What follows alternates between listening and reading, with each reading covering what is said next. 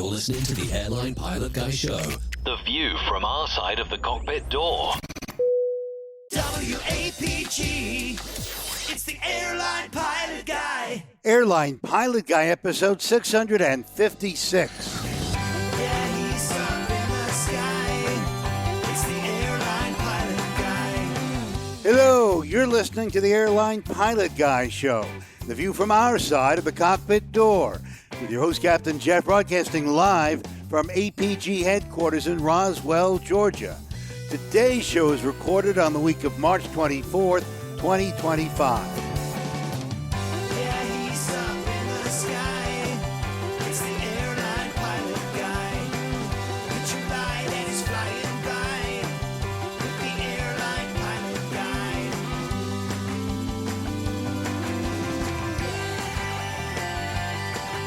In today's episode, a power substation fire near Heathrow disrupts flights throughout Europe, and an airline captain is prosecuted for not maintaining contact with air traffic control. Also ahead, more news, your feedback, and today's RAF plane tale. So get all settled in, tray tables and seat backs in the upright and locked positions, electronic devices powered on. I'm Radio Roger, and Flight 656 is ready for pushback. Thank you, Radio Roger. He's an award-winning TV and radio reporter currently at the number one all-news station in the nation. 1010 wins on 92.3 FM in New York City! Welcome to the Airline Pilot Guy Show. It's an aviation podcast covering the latest in aviation news and answering your great feedback. I'm Captain Jeff, former U.S. Air Force pilot and retired Delta Airlines captain. And joining me today from his studio, in Hartford, Hereford, and Hampshire, retired professional dog photographer, former RAF RAAF fighter pilot, retired Airbus A330, A340 captain for Virgin Atlantic Airways. It's Captain Nick. Hi there, Jeff. Lovely to be back on. Just the two of us. Oh, isn't that a Just shame? the two. Anyway, show 656. You know, there was a Army Air Corps squadron in Hong Kong, which was numbered 656, and they had a dog, a little dog as a mascot called Radar. Aww. And then there was a series. Character in MASH. Character Indeed, in there MASH. was. Radar. In fact, they were both described the same way. The dog Radar was described as 15 pounds of fighting fury. And the guy, the character on MASH, suffered from fleas, apparently. Okay. Yeah, coincidentally. Also joining us from her studio in Toronto, Ontario, Canada, retired financier and aviation enthusiast, spreadsheet master, and our producer. It's the lovely Liz Piper. Happy Saturday, everybody. Here we are. Yeah. Do we get double pay on Saturday? Oh, yeah. Yeah, time and a we half. do. No, Yeah. double. Oh, okay, fair enough. That's pushing it. Yeah. Double on Sunday, I hope. Yeah, Okay, we'll have you to guys, consult with our labor law attorneys. Yeah. Mm-hmm. Yeah, Employment on staff. attorney. Yes. Bye, everybody. Have a good show. Catch you later. Bye-bye. Let's do some news. Let's do some news.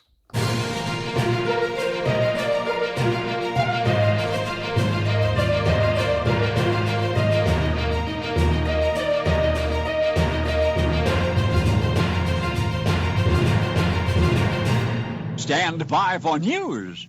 Alrighty, we're going to start off with a story from France, or France, if you'd prefer, and it involves a video. Let me set it up a little bit. Two Alpha jets from the French Air Force collided midair during training over air base in Saint-Dizier. Is that right? Did I get that right? Good. Yeah. Okay. Saint-Dizier. Yeah, Saint-Dizier. Yeah, that's me. That's right now. Jeff. He's Jefferson St. Dizier. I'm not a saint, but I am dizzy. I think. Let's see. An accident involving two Patrie de France. I don't know, Patrie? That's good, yeah. Patrie de France. Alpha jets during rehearsals has just occurred. Yes. That's according to Defense Minister Sébastien Lecornu.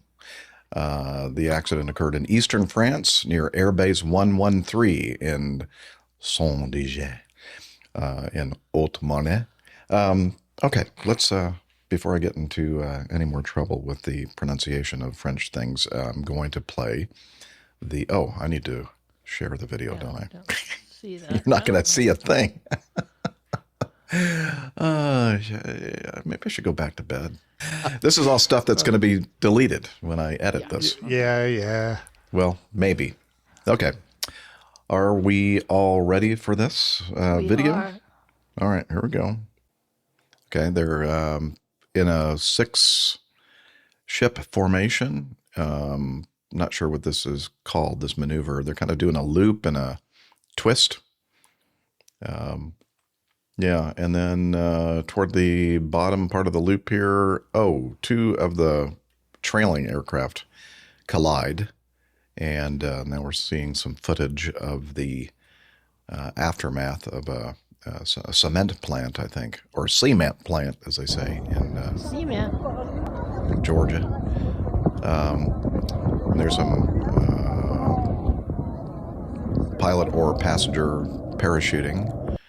Yeah. And yeah, so that's what we have for the video. Just a minute. I did the swipey thing, so it's taking me a minute here. Oh, okay. Here, Oh, what? shit. Did it again. That's okay, Liz. It's I got so it. nice to work with these professionals, isn't it? Oh, man. Are you dizzy too, Liz? Yes, I am. Hey, folks that are in the live chat or watching the video, are you not enjoying this? This is fun. All right, I'm back. I don't. Anyway, okay. Sorry. Okay, no problem. Let's see. So let me get back to Evernote. Okay. Let's see. It says 3 pilots managed to eject safely. I'm not sure if that's true. I think there were only 2 pilots and a passenger. Perhaps Yeah, the I think passenger you're right. was a pilot? I don't know. March 25th, 2025, just a few days ago, a serious aviation incident unfolded when 2 Alpha jets from the renowned Patrie de France collided during a training exercise. We talked about that before. The crash occurred at 3:35 p.m. local time. They were doing a practice demonstration practice, and eyewitness accounts reveal the chaotic moments that followed the collision. This dude was working at a nearby cement factory. Reported that he saw the planes perform maneuvers just before the accident. He said, "I wanted to film them, but I thought I would have more time since they were scheduled to be there all week." That's what he thought. How annoying. I know, wanted it's like, to film dang them it. the one time they were going to crash. Yeah, I could have made thousands from that. Yeah. I know. Then I heard a double boom and saw smoke. The debris from the aircraft landed alarmingly close to his home, prompting immediate concern. He said, "I saw a pilot with his parachute land on a pile of rocks. At the moment, it's shocking. My mom was at home, and I thought it could have been her." What, is he confusing his mom with rocks? What? A pile of rocks? What, she does parachuting? Yeah, I don't know. That She doesn't make any flies sense. Alpha I think he's jets as confused. well. I think there might be an error in the translation error? translation here. Yeah.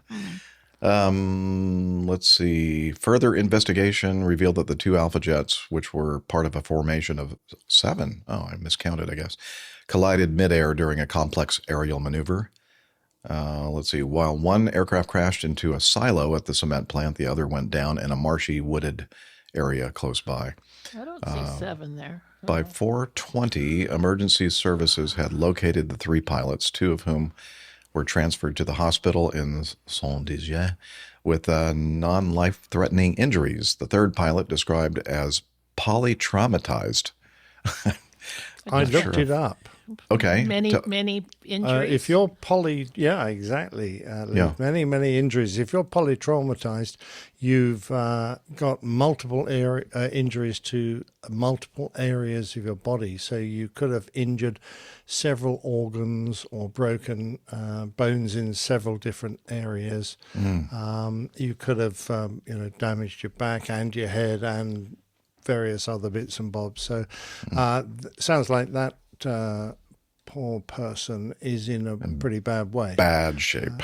Yeah, and often a polytraumatized patient will suffer life-changing injuries. So that's not good. No, that's not. And this article keeps referring to all three as pilots. So maybe the quote unquote passenger was actually a pilot as well. Yeah. That's all the Because they information. were in their training, their run-up, weren't they? They were training up for the next season. So they may have got a new pilot in the back, or they may have had a safety pilot in the back of one of the airplanes. Didn't work very well. Well, if it was a safety pilot, no, it didn't. It was snoozing back there. Is an unsafe pilot. But they might have been, the two might have been in the aircraft in front that got hit. So Yeah, it does look like, according to the video, looking at the video, that that one trailing one was trying to get back into position and They got hit rear-ended. the one ahead of it. Yeah. yeah, it looks like they were doing a 3/4 loop with a turn in it, with a twist in it, but on the way down they went into a bomb burst where they all spread out. But I've watched a longer bit of video and gone frame by frame, and those two aircraft broke away, but they definitely slowed up. They didn't descend as fast as the rest of the formation, so they've dropped back. Now, whether both of them dropped back or just the leader of that little element dropped back, and as such, the other aircraft lost sight of them, and in an attempt to keep up with the main formation, just flew into him. I really don't know. It might have been that leading aircraft of that pair had a fault with the aircraft, which caused him to slow up. But regardless, whoever's behind and in sight is duty bound to avoid Not hit the other. collision. It's very hard to avoid the collision of someone who's coming up behind you. Fast, yeah. But we're going to find out. There may be lots of mitigation for this, let alone the fact that they're training up. So, but they were, of course, And very they were lucky pretty to get close out. to the ground to hit their parachutes, right? Like they didn't have a long time to. No, they didn't have long to eject and organize, but they've probably got 0 seats. So long as you're not descending too fast, and of course they were actually descending quite fast, you can you can eject with 0 speed from ground level if they've got 0 seats, which I suspect they have. The Alpha Jet's pretty modern trainers.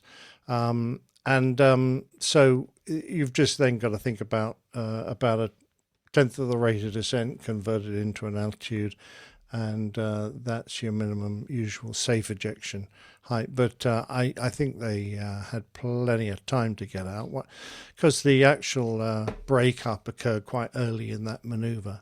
So they probably had several hundred feet, and they had well-developed parachutes by the time that they had got out of their ejector seats. So, if you've seen ejections from ground level, the parachute deploys so late that the pilot normally gets to swing just once before they crump into the ground.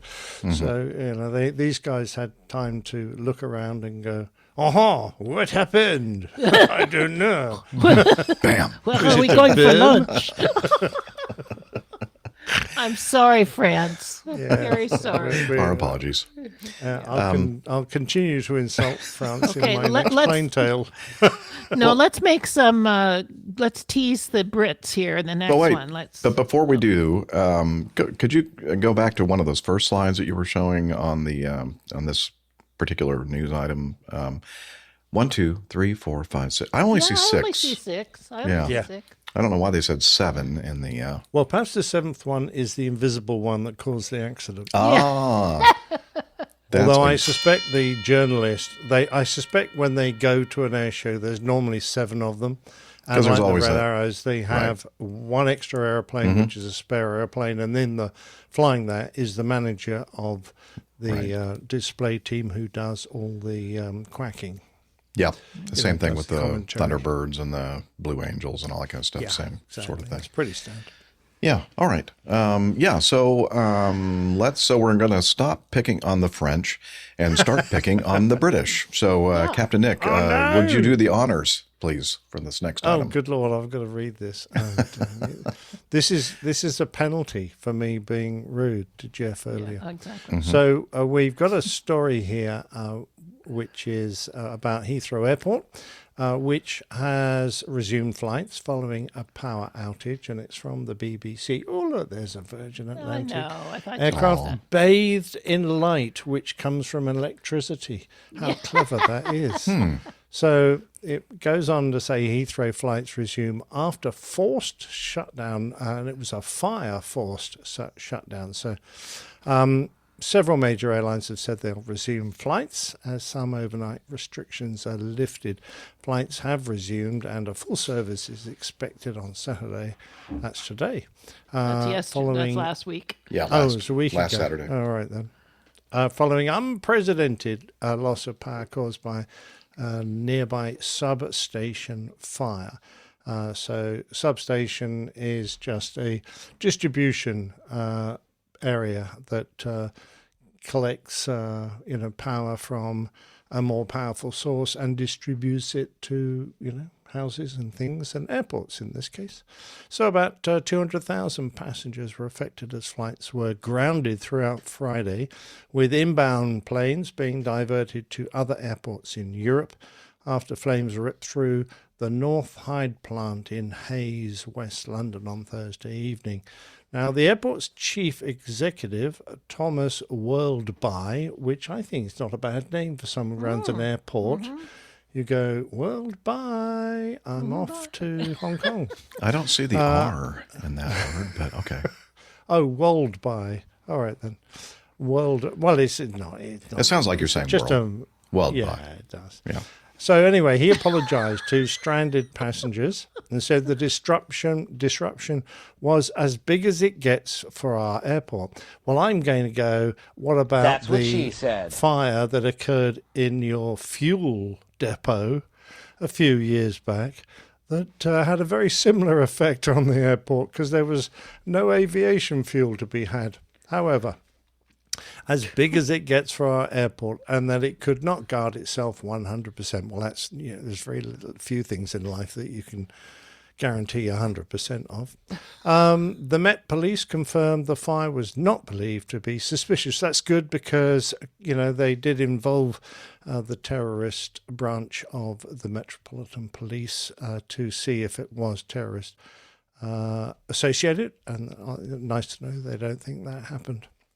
So as passengers waited aboard flights, as they resumed from Terminal 5 on Friday evening, the investigation will focus on the electrical distribution equipment, the force said. British Airways announced 8 of its long-haul flights have been cleared to leave during the Friday evening and was urgently contacting customers to let them know. Well, I hope they got enough passengers on board to make it worthwhile.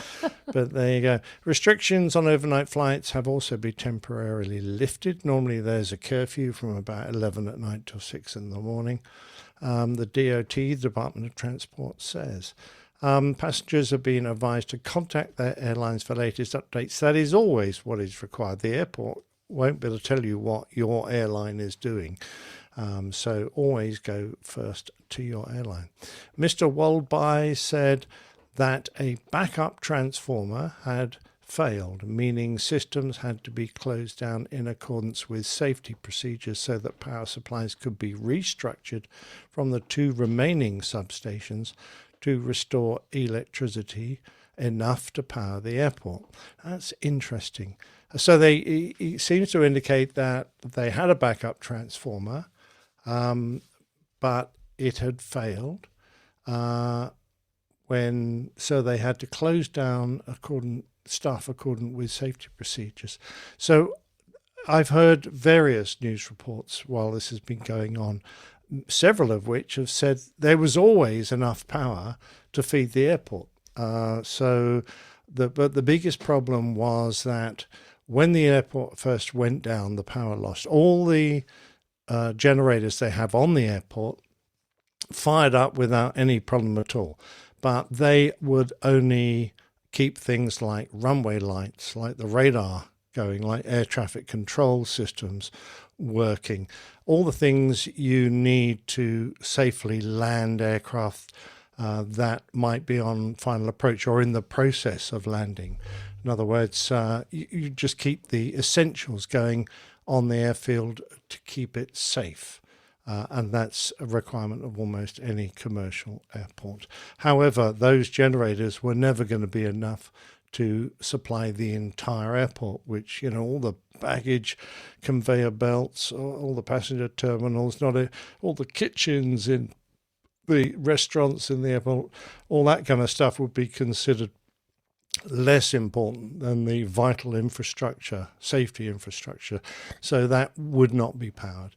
And after that had all closed down, even when they started reconnecting the airport from different electric sources, it took a lot of time to go round and get every single, safety system in the airport reset so that it could accept power again.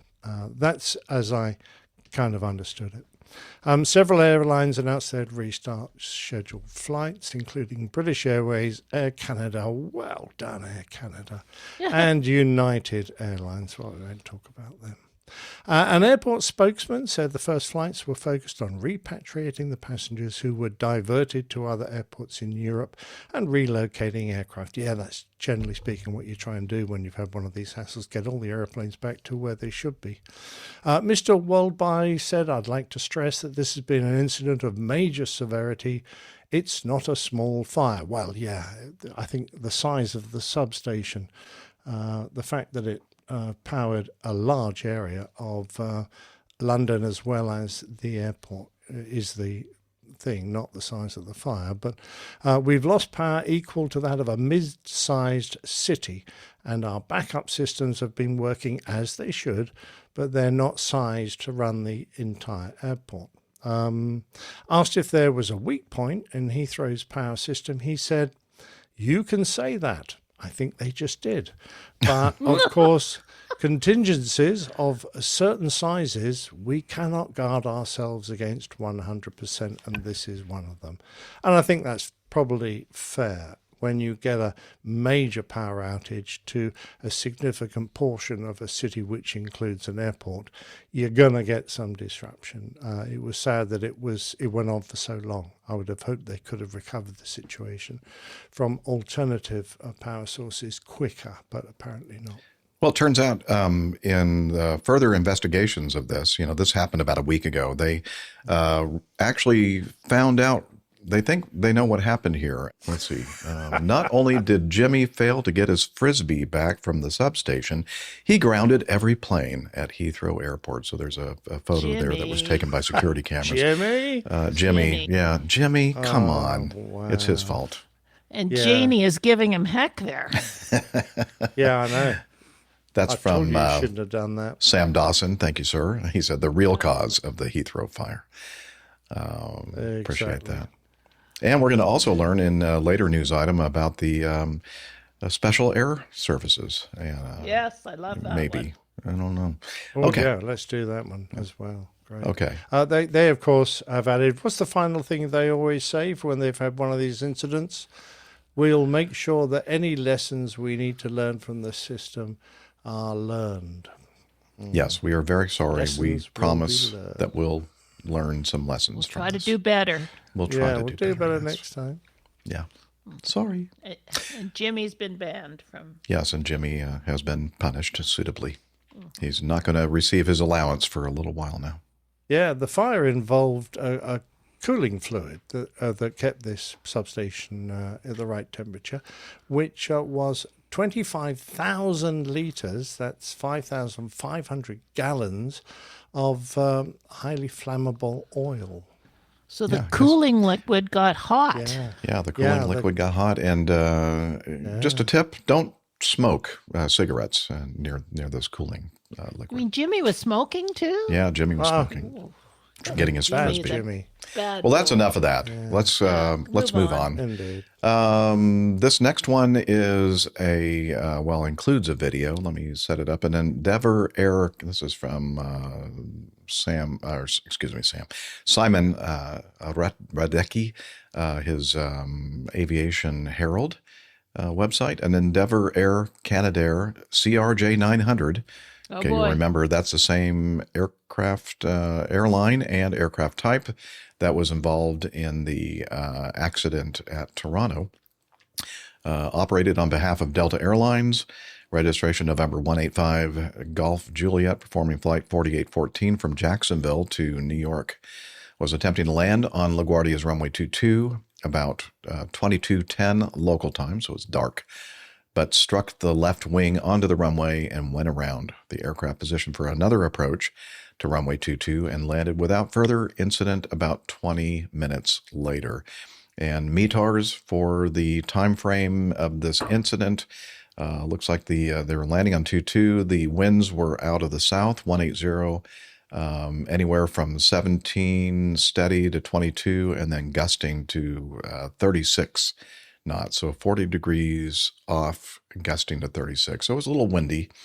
Let's listen now to some audio from liveatc.net. Endeavour 4814, ILS 22. Endeavour 4814, number 2, wind 2001, I got 2422, clear to land. Clear land 22, Endeavour 4814. Okay. I got it. I have the aircraft.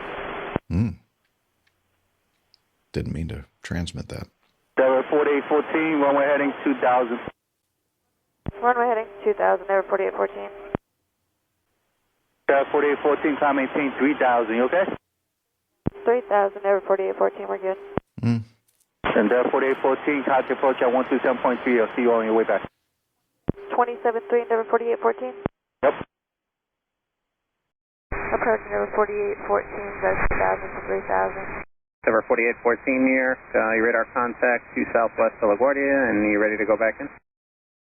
We're ready, Endeavour 4814. Okay, expect to turn back shortly, speed 180 when you're able. Speed 180 when able, and we'll expect Endeavour 4814. Thank you. Endeavour 4814, they're saying on the go, somebody saw some sparks from one of your wings. You guys feel anything? Yeah, I feel horrible. We did, but we'll check it. Thank you, Endeavour 4814. Endeavour 4814, hold 170 till Greco, contact LaGuardia Tower, 1187. I feel shame. 170 Greco over to Tower Endeavour 4814. Tower Endeavour 4814, ILS 22. Endeavour 4814, glad to tell you are now number 2. Wind is 19017, class 31. Did the approach controller give you the heads up when you did the missile approach over here? Affirmative, Endeavour 4814. Okay. You're clear to land on way 22. Clear to land 22, Endeavour 4814. I have the emergency truck on my frequency. Carter 0, will you? Yeah, the subject aircraft short final. Carter 0, copy, subject aircraft, short final. Okay. So that's a little interesting. At the very beginning, so a little discrepancy, I think, from what I read from Aviation Herald and what we heard on liveatc.net. And that is when exactly the wingtip struck the runway and caused sparks and that kind of thing. Simon kind of makes it sound like that's what caused them to go around. However, I think that during the transfer of aircraft control and going around is when the wingtip actually hit. So it was definitely not, at the very end, it was not a stabilized approach, apparently, because the captain, you could hear, he accidentally transmitted because his hand's probably on the yoke and probably hits the mic transmit button on the yoke when he's taking control of the aircraft. Again, this is my speculation, but you hear him say, I got it, so he is, I think the captain's taking over control of the aircraft from the first officer, and then you hear her voice on the radio. So again, another indication to me that there was a transfer of aircraft control, an unstabilized approach at the end, and he's performing this go around. And while he's doing that, I think is when the wingtip struck the runway. I don't know. What do you think, Captain Nick? No, I think you're exactly right. There's not a lot of clearance on a low-wing airplane like this, and I don't think the CRJ, like unlike the airplanes that I flew, the wings tend to bend up as you're in the flare land, so you get extra ground clearance. It sounds to me, I reckon their wings stay pretty flat. And so, and they haven't got huge undercarriage, so there's not a lot of, you can't allow the aircraft to bank a lot. Kicking off the drift in a crosswind landing, they didn't have a huge crosswind, but it was gusty, and that can make life difficult. Is always a little bit fraught because you are motoring the fuselage straight so that the undercarriage is aligned with the runway, which induces the aircraft to roll, but it doesn't happen straight away. There's a little bit of delay in that, so you've got to kick the aircraft straight, you've got to flare the aircraft by pulling back, and you've then got to use aileron to counter that roll, and you have to be a little bit proactive with that. You've got to kind of time it right to get that aileron in to keep the wings level, and that's often where things become a bit unstable. If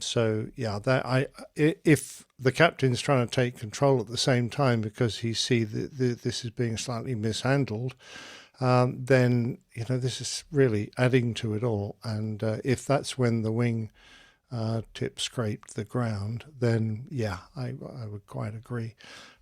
It's really difficult. Often people start their flying careers in a regional airline. That's how they gain their experience. And we've all said it before, but you start your airline career with a big bucket of luck and an empty bucket of experience, and you're hoping you can fill the experience bucket before you empty the luck bucket. And in a lot of cases, we all go, well, thank the Lord for that, because I got away with various issues. Unfortunately, this one wasn't like that. But the margin between a wingtip strike and getting a clean climb away in a go-around is quite small. So, I feel sorry for the crew involved, actually, because this is should really be put down as just a situation that is sometimes very difficult to avoid. A racing incident. So yes, good. To use a analogy with Formula One racing. But the thing that's very, very difficult, and I think you kind of alluded to that, is that the captain, who has much more experience because of the fact that the captain, is in that command position. It's tough when you're flying with somebody who is new and doesn't have a lot of experience. You don't want to take over or prevent them from having this experience. However, you have to be very careful because things can get out of hand, as they did, and it seems that they got out of hand in this situation where it got a little bit unstabilized toward the end, and he had to take over control. So it's a fine line, I'd say, being in the position as commander of the flight and commander of the crew. But the thing that's concerning me, Captain Nick, is that, again, this airline, also the airline that had an unstabilized approach at Toronto and just slammed it into the runway, which had much worse consequences, the wing falling off and everything, major crash. And I'm wondering if the safety folks at Endeavor Airlines are scrambling to come up with a solution to why two of their flights now, in the news have exhibited some questionable handling toward the end of the landing sequence. I don't know. It's concerning. I agree, but it is very difficult, and airlines sometimes go through these phases, and inside the airline you can't really put your finger on it and go, oh, we cut the experience required for this by 100 hours, so that we'll just put that back and fix that problem, because nobody tries to generate a situation where this can occur, and everyone is doing their best to make sure that people learn, even if they're learning on the job, like most pilots do in this kind of situation, that they're learning and they're getting the right training. A lot of it's down to sometimes the personnel. Are the people doing the training, are they in themselves experienced enough, or has the suck of experience from the regional airlines by the big airlines who have been looking for lots and lots of pilots, have they sucked all the experience out of the regionals so that now we've got, I won't say the blind leading the blind, but you know where I'm going here. We've got perhaps less experienced pilots training even less experienced pilots. Yep. I don't know the situation well enough to be able to put my finger on that and say that might be the cause, but that's kind of where I'm going. I agree. Well, hopefully we won't see too many more of these types of, or any more of these types of we'll endeavor But not to see any more. They happen in threes, you know, so we've got one more to come. Next item here is a prelim on the incident that occurred that we covered a couple of shows ago, I think, regarding the near miss at Midway Airport in Chicago. And I don't know, Nick, did you have a chance to read through this prelim? Well, I did. It's quite an involved document, and I was trying to work out what we hadn't covered before, because other than really pinning down the aircraft positions, all I think was new were the statements from the pilots involved. And quite importantly, we all wanted to know what was happening on the smaller of the two aircraft, and what their crew were, or why they made the mistake, because obviously the Southwest crew just did a damn good job. You know, they're golden. Especially the first officer, because the captain apparently was pilot flying, and the first officer noticed that this FlexJet, business jet, didn't appear to be stopping and holding short of their runway.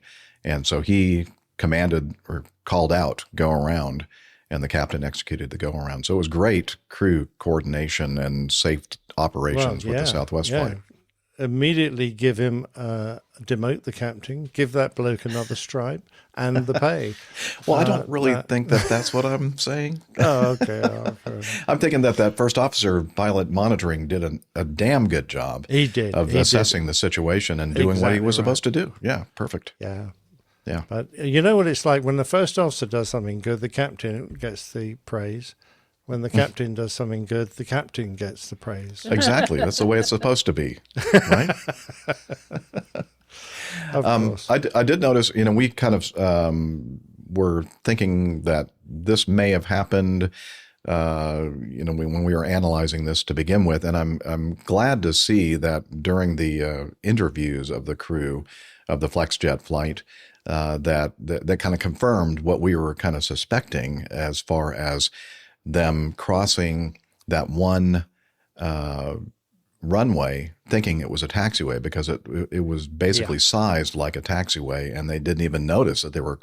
And I think it even said, well, we didn't see any signs or hold short markings, but in the report it has some photographs of the hold short bars and the signs on both sides of the taxiway indicating that the runway that they crossed shouldn't have been. That was the one that we were supposed to hold short of. Anyway, so... they come up with... I mean, they've been very open about it, and I applaud them for that, because this is how we learn. They said that as they turned on to the runway that they were going to use to get across the airport for left 22, right, the sun was impeding their visibility from the right side of the aircraft, which was the side that the Southwest was attacking them on. And they did not recall seeing any hold short line or pavement markings or any other signs for the 3-1 left intersection. Now, that's the narrow taxiway that is very similar in size and very close to the taxiway they had just left, to another taxiway.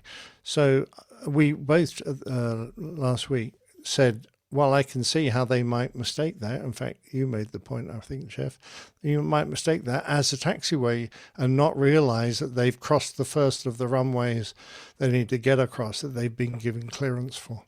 And that they had not recognized it as a runway. The captain stated as he approached runway 31 center, the one he'd been told to hold short of, he had thought it was runway 31 left.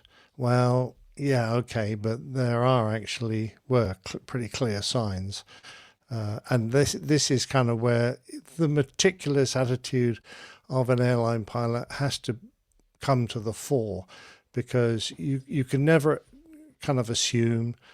You've always got to double check, and you both have to double check. You just go, this is 31 left, we've been cleared to pass. Okay, yeah, I see the sign, it's 31, except it wasn't, it was 31 center, and they needed to stop. Have they both been absolutely pedantic about identifying the runway they were about to go over, then they would have spotted their error. And that's the only way you pick up these errors. I know it's a really boring thing sometimes, being so pedantic, but it's the way you stop yourself from getting in these dreadful situations.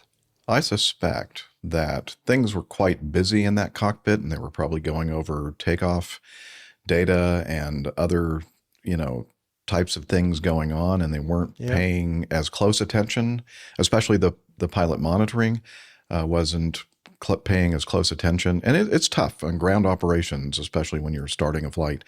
A lot of things happening, and basically the captain normally is the one that's doing the taxiing, the steering on the ground. And that's what he or she is focused on mostly. And the first officer is awfully busy running checklists and communicating with the cabin and a lot of different things. But it's very important, as you just said, to be very disciplined when it comes to making sure that you're holding short of the correct runways and that sort of thing. And the thing that really is kind of sad about this thing is that the cockpit voice recorders in both airplanes were overridden. So they don't have any evidence at all of what was happening in these cockpits prior to this incident. And that's a shame. Yeah, it is.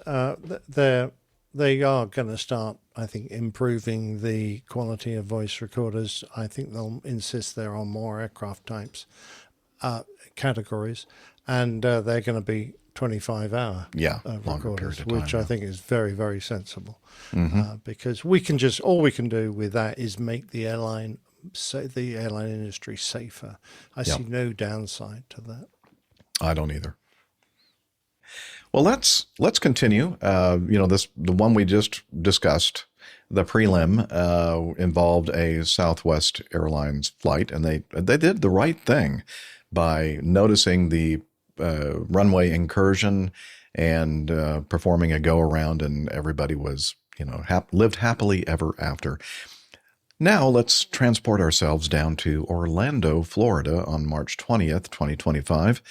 When a Southwest Airlines Boeing 737-800 registration November 8315 Charlie, performing Flight 3278 from Orlando to Albany, New York, was cleared for takeoff from Orlando's runway 17 right at 9:30 in the morning, so it's daylight. I think the weather was pretty nice. Was cleared for takeoff, but aligned with the parallel taxiway hotel and began their takeoff roll. Oops. Tower canceled their takeoff clearance. The crew rejected takeoff and returned to the apron with their tails between their legs. Can you fit a Southwest tail between your legs? So, and I believe, or do we have the diagram there? I think, at least from what I recall when I was actively flying, the terminal on the northeastern, let's see, is that Airside 2, I think? I believe is the mostly the Southwest Airlines terminal right there. And then you can see just to the east of that terminal is thank you for your pointer there, Liz. If you go just a little bit to the right there, that's the runway they were supposed to use. What a long taxi they've got. Yeah, so it's very, very quick. Things are happening. Yeah. Again, we have a lot of things happening very quickly in this cockpit. Likely the first officer is not really paying close attention to what the captain's doing. And the captain was supposed to cross, there are two parallel taxiways, an inner and outer. And they crossed the inner, but they had one more to cross before they actually made it to the runway. But instead they turned right, turned south onto Taxiway Hotel, which is the outer taxiway there for that runway, and they ended up starting their And I'm takeoff. going to ask the question, that those inner taxiways, the ones that are very adjacent to the aprons, often they're actually the same material as the apron. They're just lines on the ground. I don't know if that's the case. No, this case there, that's actually a real There's taxiway. actually a medium of grass or something in between them? Well, yes, between those two taxiways, yes. No, between the first taxiway and the apron. I believe so. Yeah, it's pretty clear from my experience. I have a lot of experience flying in and out of Orlando. Fair enough. Okay, Yeah. I've just been to airports. I know what you're talking Dubai, about. Where Yeah. the apron and the taxiway are all, completely joined up, and it's just lines on the ground that show you where the taxiway is. Like But San Diego is if one that comes to mind. Is like they just use painted lines to delineate the taxiway from the ramp, and that's very confusing. Yeah, but in this case, it's a exactly. separate taxiway. Okay, that's fair enough. Yeah. No excuse then. No, there really isn't. I was going to give the guy a bit of a break. Oh, we don't do shot that me here. down in flames. Nah, hang them. Well, Anyway. it's particularly since Southwest were probably taxiing at 40 knots. So, Well, they're really. I don't even know if they had enough room to get up to 40 knots. It was very, very tight or short taxi. Probably not. A shorter taxi than it should have been. Yeah. Luckily, there were no tower airplanes got at the it. time on Taxiway Hotel, or if there were, they were way down the way. And thankfully, the tower controller was paying close attention and said, "Oh wait, what is this guy doing? Oh no, cancel takeoff clearance! Like you're not on the runway, dude." Especially when those guys do taxi so fast. I mean, he, at the beginning, he might have thought, "Oh, this guy's just going pretty fast," and then, whoa, no, he's going really fast. Yeah. Okay. That's really unfortunate, and I do feel sorry. But it's another case of, you can cover these in your pre-flight briefing. In fact, these are the important things to pick out. We're going to cross a really narrow runway before we get to the main runway. Let's not confuse that with a taxiway. We've got a very short taxi this morning. Let's get everything out the way that we possibly can and go slow so that we give ourselves enough time to see what's going on outside as well as do all our checks. Those are the kind of things I think are very important in your assessment and your briefing, pre-flight briefings. Agreed. A good briefing would have done well. But again, there are probably assumptions made. We fly in and out of Orlando all the time, so everybody knows this, so I don't really have to mention it. But sometimes, as you say, Captain Nick, even if it's something that's routine and you do day in and day out, you still need to brief it just to kind of remind everybody, where the vigilance needs to be. Yeah, just those really tricky ones. Yeah. This next one from Paddle Your Own Canoe. Wait a minute. Yeah. There we go. Let's see. This is kind of a little concerning to me. An airline captain was fined for failing to maintain contact with air traffic control, resulting in fighter jets being scrambled to intercept the plane. Captain Christopher Hollins has just been awarded the very dubious honor of being the first person ever to be prosecuted under a British law that requires commercial airline pilots to establish and maintain two-way communication with air traffic control. The shamed pilot has landed himself with a criminal conviction and a fine of £4,511. That's very specific. It's about $5,800 after pleading guilty to failing to maintain continuous radio communication with air traffic control during a flight from Oslo to Manchester. This is Scandinavian Air Service Connect. So there's some kind of a connection between SAS and Scandinavian Air Service. Scandinavian. What did I say? Did I say that wrong? No, you're right. Oh, okay.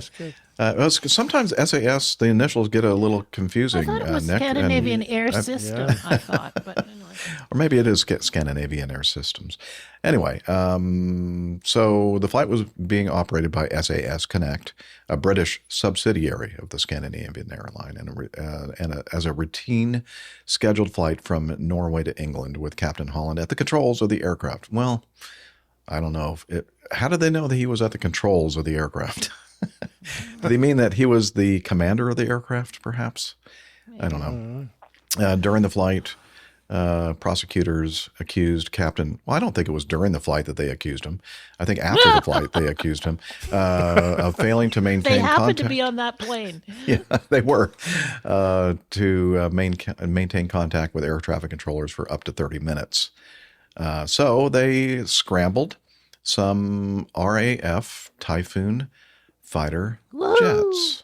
So it turns out that a local newspaper, Cheshire, I guess?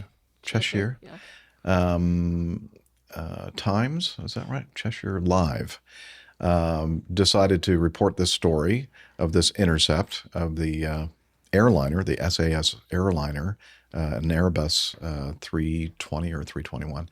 And I don't know if you can see this picture, Nick, in the show notes. But if you don't mind, I'd love you to look at it. Down. Indeed, I can identify that. Is that a Eurofighter Typhoon that we're seeing? Oh, absolutely, yes. That's the Russian Eurofighter Typhoon. The Russian Eurofighter Typhoon. That we call an Su-27 Flanker Wanker. So yeah. That's the NATO reporting name, Flanker Wanker. So that's a Russian fighter jet, not a Typhoon, not in the Royal Air Force. I love that. And he's got his damned air brakes out. Look at the size of that air brake. They must love stopping, mustn't they? And I think that you'll recognize, and we'll have this photo in the show notes for everybody to look at, the very distinctive wing fence of that Airbus that we see in the foreground of this photograph. Wait a minute. Funny enough, I've seen a very similar one on a Typhoon. Have you? Oh, yeah. Well, they're very similar. They're made by the same country, right? Sort of? Kind of, yeah. Kind of. Yeah, they're kind of European-y thing. Yeah, European-y. Yeah. Anyway, I thought that was pretty hilarious to see that. Well, photo. yeah, that is absolutely awful. So, journalists, for heaven's sake, get a grip. Come on. Yeah. So anyway, the bottom line of this is that this is the first time, we've always had these rules. You have to maintain continuous radio contact. And this is the first time, I think, ever I've heard of anybody actually being prosecuted or fined. And I think they even say in the article that if deemed serious enough, convicted pilots could face a potential maximum sentence of 2 years imprisonment. Wow. for not maintaining. Don't worry, our prisons are so full, they're never going to do that. I mean, there's just and they're very no posh, room. I think, as well. So yeah, they might put an ankle tracker on you for a couple of years, and make you go and sweep up the streets for a couple of years. But, and the ankle bracelet, by the way, also it's studded with diamonds. I think it's very fashionable. Well, the nice ones are if crown you're a jewels. pop star or a influencer off TikTok, Elton then John. you get the diamond studded ones. But no, I'm with you, Jeff. What the hell were the CIA thinking? I mean, we have talked over and over again about the importance of a just culture in airline flying, so that we can freely admit our mistakes, learn from them, and move on, and be much safer. If we feel that there is a possible court case and fine that might be quite severe, then you're just going to create the environment where people try and hide their errors in the fear that they will be taken to court. Now, just culture does not excuse gross negligence. Right. Now, that would be the only circumstance, or a deliberate act. Those would be the only circumstances where I think the CAA would be justified. But I don't know enough about this case to say that that was the situation. I have myself done exactly this Going into a control area, your radar identified, position reports not required, and then you move out of the radio range of that controller, so you don't get a handover to the next controller, and you sit there. We were fat, dumb, and happy, talking about actually an issue we'd had on the ground. So we had all the books out, and we're trying to analyze what had happened. And all of a sudden, I was supposed to be on the radio. The other guy, that my lovely first officer, said, "We haven't spoken to anyone for a while." Yeah, I went, "Oh, bloody hell, we haven't. No, damn it." And I started calling, and of course we were out of range, so we couldn't get the controller we had been speaking to, and it took us an age to find a frequency.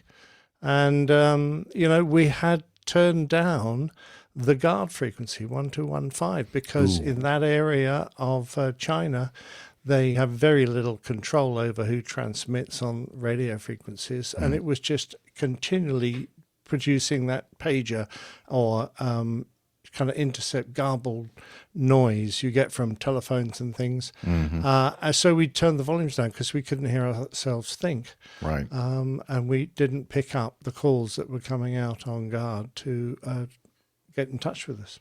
So I know exactly where this guy has come from, and perhaps I can understand how he was out of contact for 30 minutes. But on the other hand, it was a relatively short flight. Norway to England's a hop, skip, and a jump. 30 minutes is actually a big portion of that flight. Yeah. I mean, I was going to do a 12-hour flight, so 30 minutes was a drop in the ocean. Well, in your incident, at least it wasn't picked up at the newspapers, so that's the good thing. Yeah, unfortunately, it was, but that's another story. That's a story that will come out in a plain tale one day. Yes, I can't wait. Okay, and I have plenty of my own stories that you can make plain tales about. Yeah, absolutely. But the statute of limitations is important.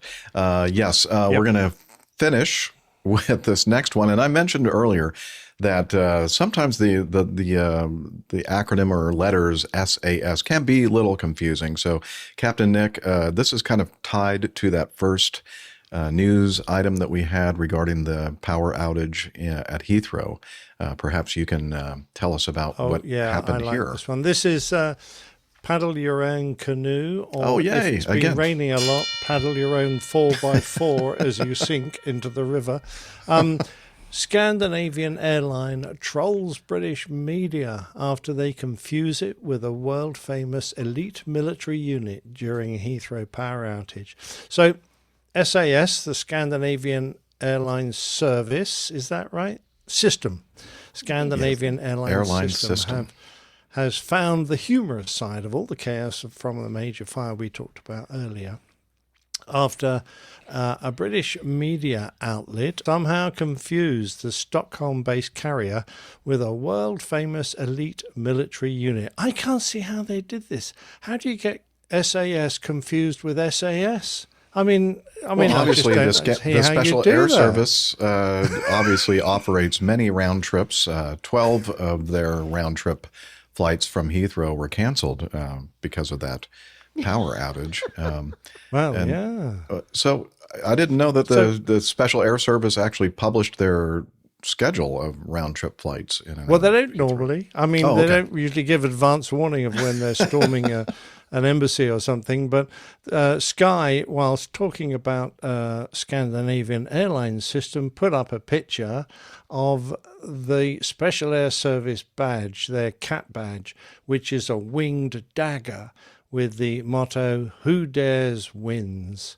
She doesn't look very happy. She looks like she knew it was wrong. She's been up since 5 a.m., so I'd be looking the same, I think. But whoever was in charge of putting up the visuals for that obviously just Googled SAS and got that badge and thought, oh, well, that'll do. That's a logo. How ridiculous. Yeah. Major fail there. But I love it.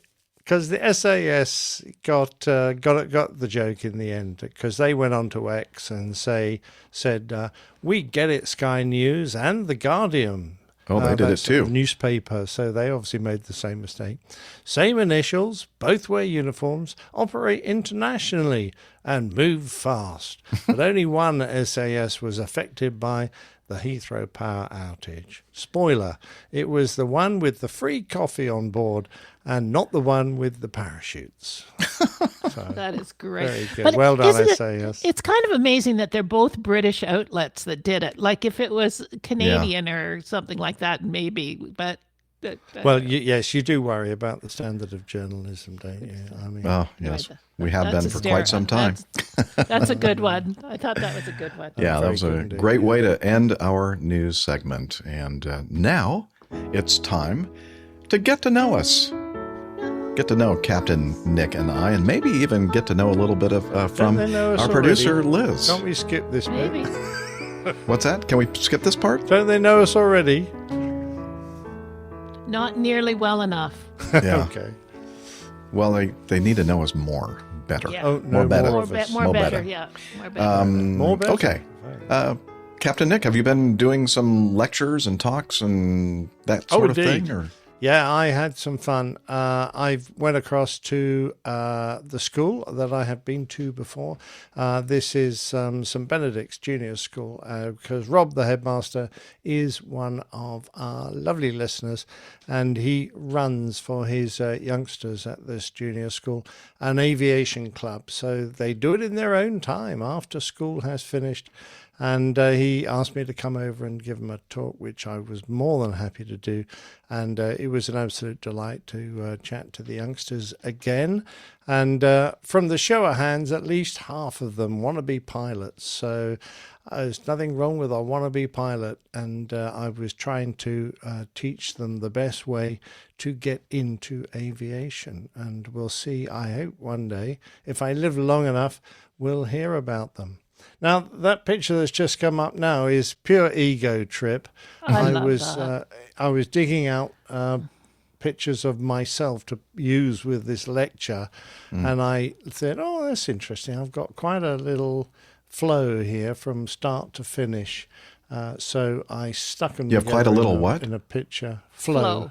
Oh. Yeah, there's a flow from like a graph, an evolution, if you like, from the young lad that was 13 years old and an air cadet up to the knackered old airline pilot that had a damaged back and was retiring early at the age of 64 and 11 and a half months, whatever. Yeah. So, that was just a bit of fun. Great. But what was really nice, apart from all that good fun, was a lovely email I got from Mal Redrope. Now, I met Mal because I had been giving a talk at Brooklands, and perhaps his email explains. Dear APG crew, thanks for your superb podcast. Well, it's all Captain Jeff's job. No, it's not. Always interesting, informative, and very much appreciated. I spoke to Captain Nick at Brooklands on March the 19th. His third visit to our historic venue opened in 1907, and he gave an excellent lecture as always. How very kind of you. Since his first visit talking about intercepting Russian bears in a Phantom, I've not missed an episode of APG. Oh, brilliant. Thanks very much, Mal. That's brilliant. Fair winds to all the APG crew, and special thanks to Captain Nick. Great to have met and spoken to you. I hope our committee will persuade you to return to Brooklands and speak about your commercial career with Virgin Atlantic. Yeah, I kind of balked at the idea because I didn't think it would be really very exciting to do that. Talk about boring airline flying. But since I've started on my airline pilot logbook tales, I've discovered that there were a few funny things that I can in fact talk about, so I might well try and put some of those into a talk in a year or two to Brooklands, because they have quite a few ex-Virgin Atlantic employees that attend the Royal Aeronautical Society there, so that would be good fun. Awesome. Yeah, I think you discount too much the interest in your airline career of 25 years. Is that right? 25 years? 48, I decided. 48 no, for years. the airline. Oh, yeah, Airline. Yes, 25 years. Exactly. Okay.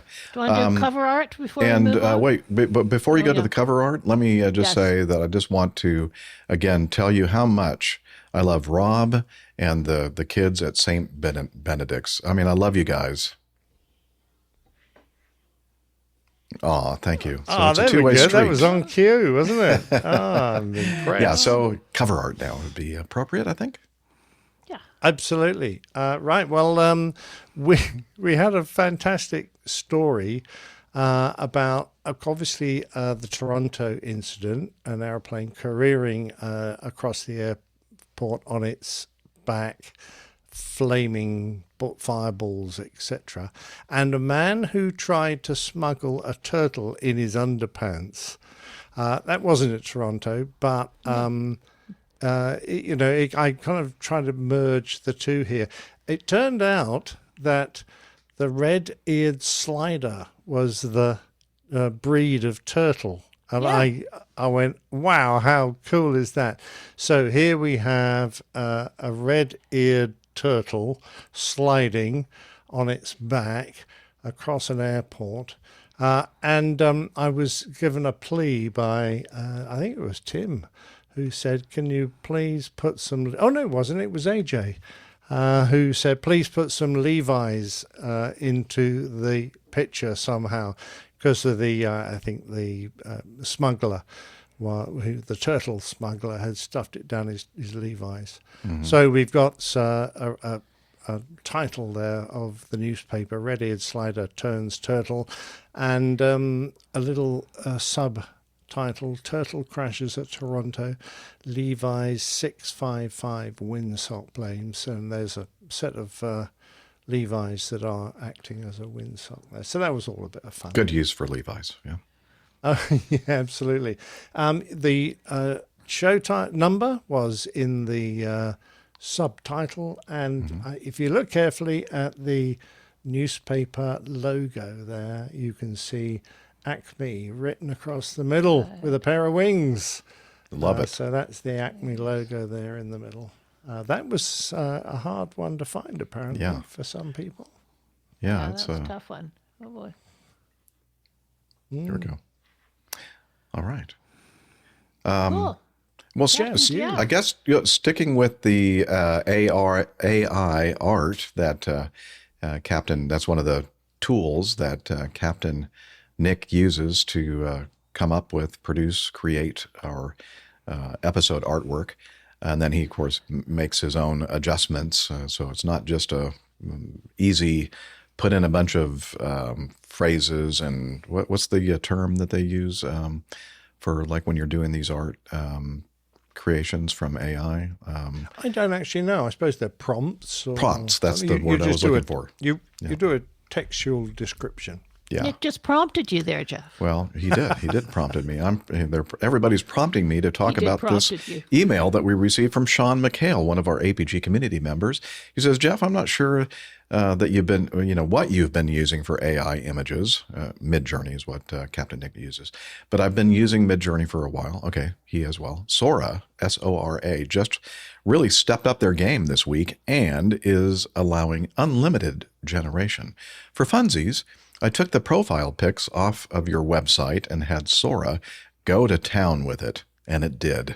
If you ever need any images for the show, let me know. I'm more than happy to crank them out. Okay, so anyway, let's look at this artwork and it's in the show notes for you. You really need to look at this. This is amazing. It's great. It's fantastic. The setting, we don't know what his prompts were to come up with this photo, but it's so good. It looks like a photo.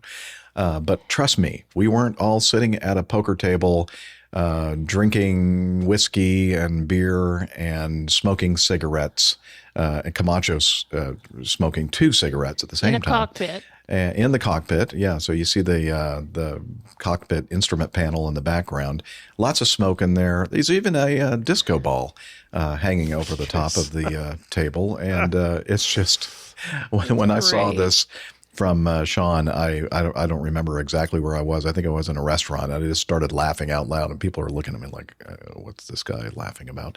I thought that was just amazing. Great. So thank you, Sean, for It is. The artwork. It is. The detail is fantastic. Really. Yeah. I mean, he's got the AI has got everything right. We've all got the right number of fingers. The fingers are good. Yeah. Yeah. We're all the right rank. You actually look like we're wearing airline pilot gear. Even Miami Rick with his leather flying jacket's looking cool. Steph, I think, is probably one of the best ones with her headset on. But I love the tash. In fact, even the hair on your figure there, Jeff, looks fantastic. Very realistic. I just love the smoking, all the smoking. Yeah, everybody's smoking there. Yeah. Although I don't see... Steffi's not. That's you know why Steph's not smoking in this pic? Because Camacho stole it from her, or took it from her, or something. I don't know. So very, very funny. Just from those profile pics that we have on our website for the bios of the crew. That's pretty clever. I think we need to steal that for the cover art this week. Yeah, this might be a cover art possibility. I'm not sure. Oh, exactly that would save me the bother. Yeah. We just need to think of a name, but. Liz wanted me to mention, now many of you know, not everybody yet, but soon they will know, that I've kind of gone from full-time RV life to part-time RV life, and I've established myself again at the APG headquarters in Roswell, Georgia, the same apartment complex I was living in before my full-time RV ventures. And so I asked the community for some help with some mooch docking, meaning places to stay, park in your driveway, that kind of thing, when I was out there traveling the United States and Canada. So that's what we call mooch docking. So I can, park there and spend the night and maybe even plug in electricity and get some water from your water hose. So we have this wonderful response from the community all over the country, and including Canada, that offered their place to park the RVS.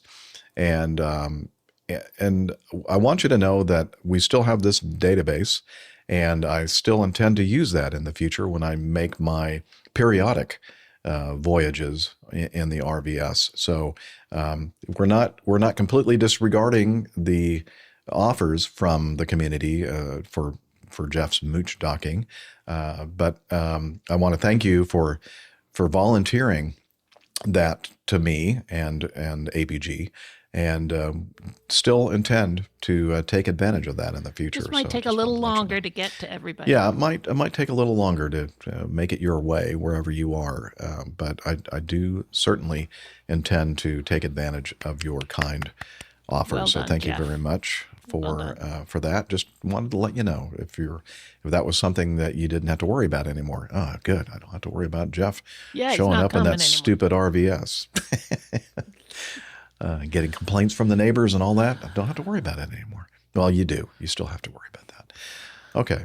What else you been doing, Jeff? Well, I've been just doing the normal singing and editing stuff and what? Singing and editing? Singing and editing, yeah. I mentioned last show that I had my driver's side mirror clipped by another church bus. Well, not another. I'm not a church bus, but a church bus clipped my driver's side mirror. And that was taken care of earlier in the week. On Monday, I went to the local Mercedes-Benz dealership and had them replace the appropriate parts that were broken, and it's all fixed. So nice. Good as new. Yoo-hoo. And that's... You had dinner with your daughter? I had dinner with my daughter, yes, at a sushi place that our family used to go to many, many times in the past. So that brought back a lot of great memories, and got to catch up with Natalie. And there was something else I was going to mention too. I have a real mattress now, mattress and box spring from Avocado Green, one of those mattresses in a box. Oh, the box spring came too. The box spring did come. Oh, yeah. Liz didn't even know that. Yeah, the box spring came in a box. I was expecting like a big, giant box spring, but all put together. But it was in a smaller box. I'm thinking, how did they get a box spring in there? So I opened it up, and of course, it's all in pieces. But luckily, it was very easy to put it together. No tools required. So I'm now even farther off the floor. The whole thing is on the floor, but soon, maybe by the end of May, early June, I'll have my actual bed, wooden But you're going to bed get frame. some furniture soon, yeah? I am going to get some furniture on Tuesday, although I don't know. I'm a little suspicious, Liz. Tuesday is April 1st, and a lot of people do April Fool's Day on April 1st, and I'm thinking, do you think that Ethan Allen Furniture Company is doing an April Fool's joke on me, and they're not going to actually deliver anything, or the stuff they will deliver will be just like really horrible? The wrong stuff? The wrong things, yeah, I don't know. But anyway, I'm expecting a sofa, area rug, a couple of bar stools, and a media center so it's going to be, my living area will be kind of furnished a lot more than it is right now. Yeah. So you have to, when everything comes, you have to do like a video tour for everybody. Yeah. Oh yeah, I should do that. Maybe I'll do that for our patrons. I'll do a video of that, and then so the media center is a perfect place for me to put my big screen TV, but I don't actually have a big screen TV, so I'm going to have to go to Costco or Amazon or something. Costco's the place. Get one of those big. I might just go for one of those really, really big ones. All right. Yeah. Size matters, Can you Jeff. get a 90-inch OLED? Oh, well, I think they do have, and I saw it at Costco the last time I was there, and I went, wow, that's way too big. Your room's not big. Your room's not big enough. Yeah. Well, I think it's too big for the media center thing that it's going to sit on top of. I think that Well, just as long as the stand sits on top of it. But you can't get far enough away from it. We'll you can't see. get far enough away from it. Yeah. We'll see. I'll let you know. I'll keep everybody advised. Anyway, that's it. Yeah. Good coffee fun. Oh, Liz, no. Liz, we need to talk to you. You were not supposed to be here today, and I am in a way I feel bad that you weren't able to take your trip to Montreal. But isn't it called Montreal? Montreal. No, Montreal here. Anyway. Montreal. You know. I was like, oh man, we're going to have to do the show without Liz. It's going to be a train wreck. But it was a train wreck anyway. Well, it still was a train wreck, but not as bad as it could have been. And so I'm so happy that you didn't make it. But thanks. so what? That's so nice. Why did you cancel your trip to Montreal? Well, yeah, I was going to Montreal for a family thing. My nephew is turning 45. I can't believe that. It means I'm really old now. Anyway, and so a bunch of the family and some friends were getting together there for his birthday celebration. And so I was going down on the train and coming back on the plane, and I'm looking forward to sort of a change of scenery and stuff. And then it started on Wednesday, I started to see these warnings and stuff. But when I got up Thursday morning, which was the morning I was supposed to leave, there was this very dire forecast of a freezing rain storm, an ice storm, coming to southern Ontario, and I think it is actually going to hit Montreal too. But anyway, and basically they were saying, don't travel. Like, it's going to be a very bad situation. And I've been through a couple of ice storms, and it's not a fun thing. Good. Anyway, so I just decided it was probably wise that I didn't go. So I canceled everything, was able to successfully cancel everything. So here I am. So I'm happy to be with you guys. Yeah, so the ice storm is not going to materialize? Well, it's interesting. You may have heard it. I just got a freeze. We've been under sort of a lower warning, but I just got a freezing rain warning for right here. Ew. It hasn't started yet. I can see it. I mean, it's been raining, but this afternoon and tonight we're supposed to get a lot of freezing rain. So anyway. Well, I think it's good that you didn't travel. Yeah, that would have been kind of a mess. Stay safe. Yeah, that was my feeling. I'm trying not to second guess myself and just sort of say, it is what it is, and I'll see the family at some other time. So whatever. Yeah, I know that's disappointing for you. Yeah, not only it was. missing seeing the family, but the opportunity to not have to deal with us.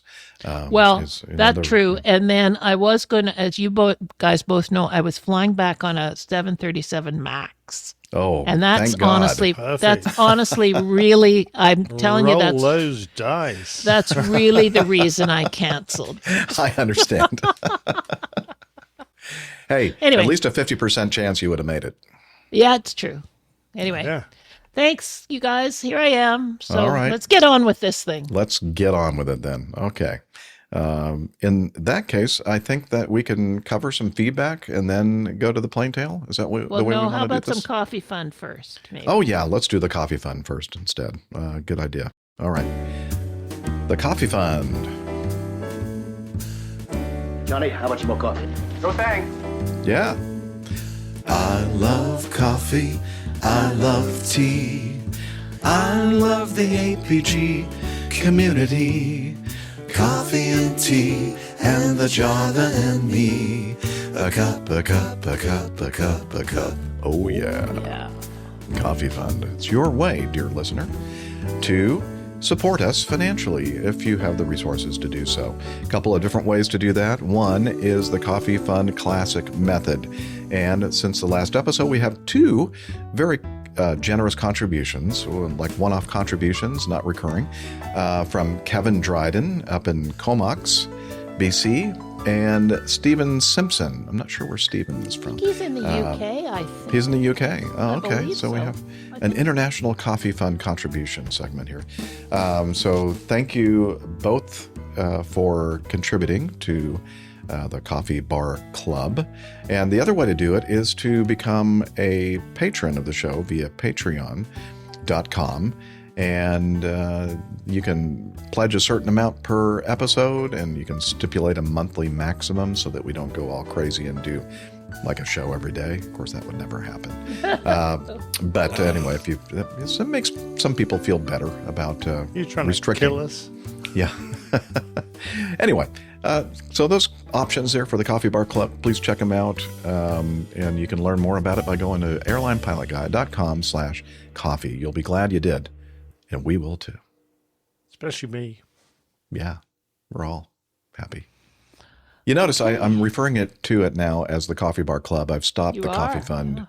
Yeah. What do they call that? Cadre, because I guess a lot of people don't understand what that word means. So anyway, Coffee Bar Club, though, I like because I like coffee bar drinks, lattes like going and to the bar. cappuccinos. I like bar drinks. Yeah, going to the bar. Well, I really like those kind of bar drinks as well. Whiskey and rye and gin and tonic and gin and all that. More gin than tonic. Okay, so I think we'll do the plain tale first, just to make sure we got time for that. Sure, that sounds good to me. If you're good with that, Captain Nick, old pilot man. Oh, most certainly, yes. Okay. Oh, look. That was a free-floating thumb. That was a floating thumb right next to my left ear. Let me try that again. Now it won't do it. Now it won't work. Of course not. There we go. There it is. Yeah, there it is. Jeff's messing with reaction. It's like a little angel on your shoulder. He's a worry. I am a worry. Well, I worry a lot of people that care about me. Get on with it. Okay. All right, now let's go to what I enjoy most about doing this show, and I have the honor of hosting the Old Pilot's Plain Tales. Oh my God, I don't have a script. Hang on just a second. Oh no, let's stop for a moment. Just hold on. Sorry. I just realized I didn't print the script, but I'll do it on Evernote. But just a minute. Okay. Just let me find so Liz is getting the script so she can do the slides. I'm so sorry for the plain tale. I thought I was all organized. No problem. Don't worry about it. We're all friends here, Liz. Yeah, I'm fired now, right? Oh yeah. No, you're not fired. You think we can do this without you? Get your pay docked. Yeah. I'm gonna have to cut your pay. I think. I'm sorry. Yeah. Okay, here we go. Just till your performance improves. Thanks. All right. Let's see. Did I put that there? Yeah, I did. Here. Okay, I'm ready to go. Don't relax. No, I'm good. I'm good now. Relax. Okay. All good. So as I said, very honored that Captain Nick, the old pilot, allows us to host these wonderful creations called the Plane Tale. So this week's episode is entitled RAF Form 414, Volume 33, I think. Yeah, wow. Okay, let's do it. The Old Pilot's Plain Tales, RAF Form 414, Volume 33. I'm sorry, dear listener, but the logbook stories continue unabated with our next instalment. I'd been inducted into Virgin Atlantic Airways Limited, and after completing the type rating technical exam, we were dispatched to the heart of Airbussery, Toulouse in France, to undergo their simulator training course. There were about 10 of us, but other than our sim partner, we didn't have a lot of time to get to know each other with our busy month-long schedule. I'd been paired up with a 340 pilot from the Northern Isles of Scotland and was all set to pick his brains on the subject until I discovered he'd been flying the Saab 340, a little Swedish twin-engine turboprop. Despite this, we got on very well, studying together and enjoying what little spare time we had. The very first A340 had only been delivered to Lufthansa a year before, and the Dash 300 variant which we were receiving had already started arriving at London Gatwick, our headquarters. When the 340 design started off in the early 80s, it was known as TA-11, Twin Aisle 11, whereas the two-engine version, which would become the A330, was TA-9. It was planned that the two aircraft would enter the market as replacements for the aging 747s around the world. The American market were looking for twins, whereas the Asian market preferred four engines. European wishes were mixed between the two.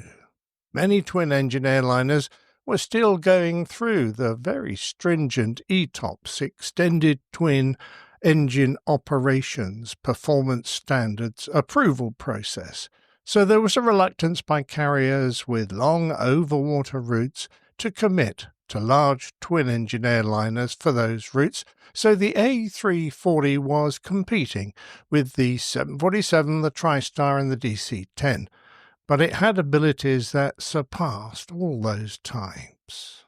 Following the success of the A320, the A340 was fully fly-by-wire, was equipped with the very latest CFM56 engines, and had a prodigious range. As part of the demonstration of the new route possibilities, Airbus flew from the 1993 Paris Air Show a never-seen-before flight to Auckland, New Zealand, without refuelling. A direct flight, it covered a stunning distance of 10,409 nautical miles. This flight was the longest non-stop journey ever made by a commercial airliner. After its entry into Lufthansa, the 340 started operations with Air France, Cathay Pacific, Iberia, Singapore, Swiss, and of course Virgin. In total, 37 different companies purchased the aircraft, not including various governments and private owners. When our happy band of brothers arrived at Toulouse, not everyone there was totally familiar with the differences between earlier aircraft, such as the A320, and this new machine. This became obvious when our very Gallic instructor spent a couple of hours demonstrating and having us practice the go-around procedure. It seemed rather complicated, but eventually we got the myriad of actions down pat. When we started the next session, it appeared that we'd been taught a procedure that didn't apply to the 340, which had a much improved logic, and we then had to unlearn what we'd just committed to memory and replace it with the much simpler and correct actions needed for our aircraft. This was explained away with much shrugging, waving of hands, raising of eyebrows, and muttered "boff." For the rest of our sessions, whenever we turned to question something, we were met with our French instructor's classic puckered lips and bored squinting look called faire l'amour, along with a muttered c'est la vie. We worked for 6 days solid and then had a day off, except for those weeks when we didn't, but we took it all in good humour. After all, it was exciting. We were learning to fly the most advanced and the longest airliner in the world until the A340-600 came along.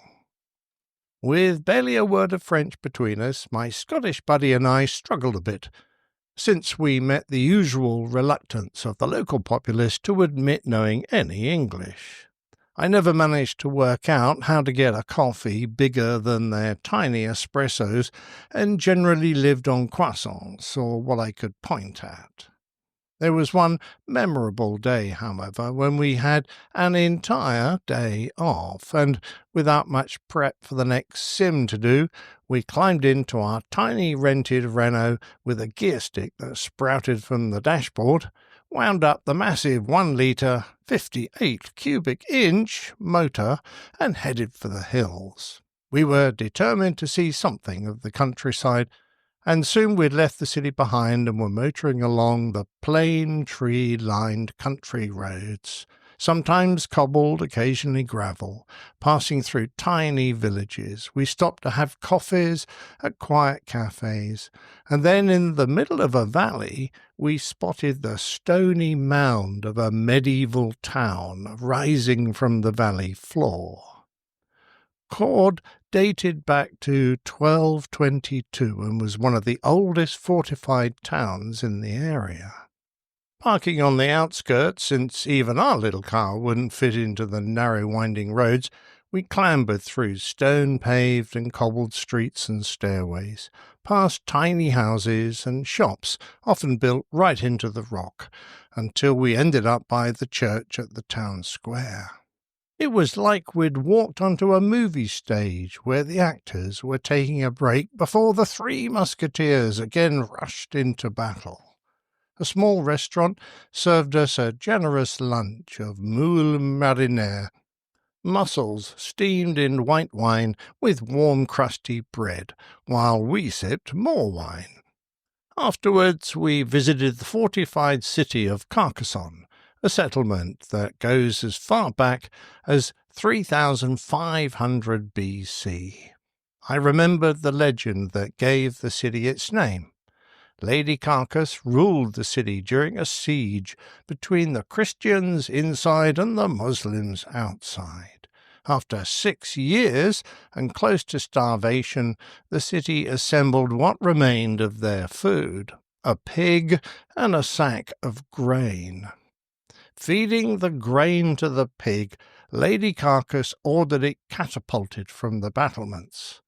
When Charlemagne saw the dead pig full of grain, he believed that the siege was bound to fail, since they obviously had food to waste, and he ordered a retreat.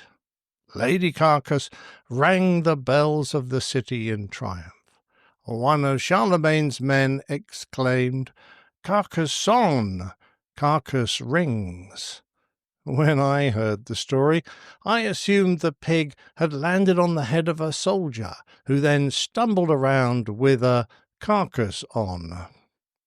Back to work, we faced the arrival of a cadre of our airline senior trainers to gauge our progress.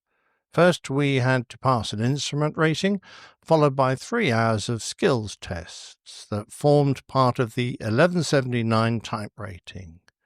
With their arrival, we discovered that all our work to date had been conducted using incorrect checklists. We were dismayed to learn that Virgin had altered the standard Airbus drills to accommodate the airline's specific requirements, and our instructors hadn't been using or teaching us the Virginized drill. I was annoyed for 2 reasons. Our Airbus instructors had failed to teach us from the right checklists, and the Virgin trainers were giving us a hard time as if it was our fault. We all somehow got through the tests and, feeling somewhat peeved, returned to Blighty to await our next hurdle. After cramming for the past few weeks, it was lovely to have a few days off, but then we were back at the grindstone at Gatwick, going through our initial safety equipment training. Pleasantly in the hands of the delightful cabin crew trainers, we were introduced to the joys of door opening, except that there weren't any training doors yet, so we were coached all the way to Heathrow to await a landing 340 that had enough time to allow 10 or so eager beavers to play with a real aeroplane. Dodging the army of cleaners that were bustling around the cabins, we crowded around the doors and played at opening and closing them, trying not to fire any escape slides. Back in the classrooms, we were lectured on the safety equipment and then got to play on a real inflated aircraft slide. Climbing up the scaffolding that held an old 747 slide, we took turns at slithering to the bottom. It looked great fun until I tried and realized just how fast an enthusiastic start got you going. When I reached the bottom, I found that the friction strips that were designed to slow you down had been worn completely smooth by many dainty bottoms that had gone before. My arse hit the solidly inflated end piece, and I heard a loud crack from my back as I was catapulted several feet into the air, landing in a heap beside the red high heels of our trainer. It took a couple of weeks for my dodgy old back to settle back down, and I was grateful that we only ever had to do that once. One morning we were up with the birds and in a local swimming pool to do our dinghy drills. In the RAF, these were an annual requirement, and we were thrown into an ocean from the back of a search and rescue pinnace before climbing into our little one-man dinghies. In the civvy world, things were a great deal more civilized, since we had joined up with a bevy of bouncy blonde bombshells in bikinis who were doing their cabin crew training as well. Much hilarity ensued as we helped them all into the huge, round, multi-person life raft that had been explosively inflated in the pool. Everyone successfully boarded the raft with much giggling and swimming costumes more or less intact. Then it was time to put that black and gold uniform on for the very first time and report for duty at Heathrow to actually go flying. I was more than excited, and had even done a test drive the day before to find the crew car park and make sure that my brand new barrier pass actually worked. I was glad I had, because Heathrow is surrounded by many crew car parks, and the photocopy of a photocopy of our photocopied instructions was far from clear. In addition, I soon discovered that waiting at the last bus shelter in the car park for the crew bus was a big mistake. At 5 o'clock in the morning, everyone came to work, and very quickly the bus was so full it didn't even stop at the last few stops. I eventually squeezed on, and after going through the tunnel under the runways, I followed a few similarly dressed crew off at the famous Queen's Building. It had once been the only terminal at Heathrow, but had now been relegated to offices and airline operations centres, including Virgin Atlantic. It was small and cramped in there, but noisy and happy as squealing cabin crew greeted old friends, and we dodged piles of identical suitcases to get to the pilot briefing area. Here we stood, wide-eyed and nervous like children on their first day at school. For many of us, it was our first airline, but some were old hands at this kind of thing, and I envied them.